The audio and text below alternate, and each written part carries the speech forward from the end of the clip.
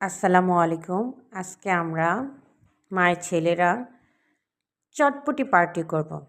আমার বাচ্চা খুবই অতি আগ্রহ নিয়ে বসে আছে। ও মানে কখন খাবে?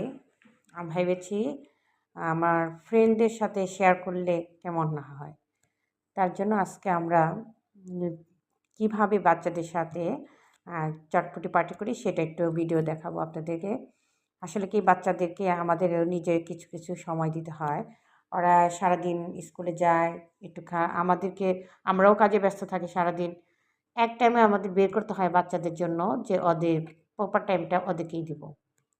তো সঙ্গে থাকুন আমরা কিভাবে এনজয় করি আজকে ডিনারে অবশ্যই আপনারা দেখবেন। এই যে আমার মেজো ছেলেও বসে আছে, সে খাবে। বাবা তুমিও নাও। এই যে আমার ছেলে। আজকে কোনো প্রতিযোগিতা না। আস্তে, আস্তে ধীরে, ধীরে খাও। আমরা ধীরে, ধীরে আজকে এনজয় করে খাবো। কেমন হয়েছে বাবা বলতে হবে কিন্তু। ভালো, ভালো। বাবা তোমার কেমন লেগেছে? তোমার কাছে? ভালো। Thank you.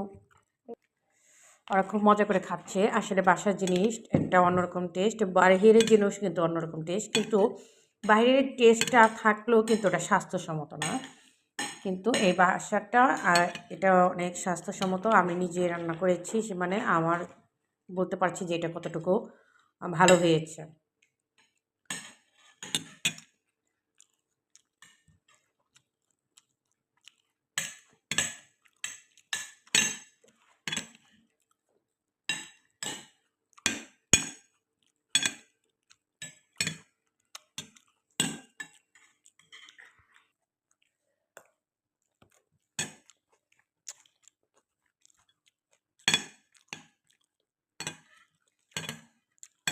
এখানে আমি লেবুর রস ইউজ করেছি, আমার বাসায় তেঁতুল ছিল না বলে।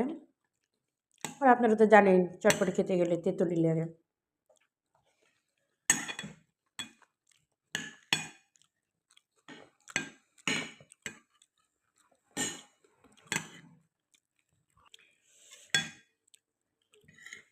আমার এই যে খাওয়া হচ্ছে।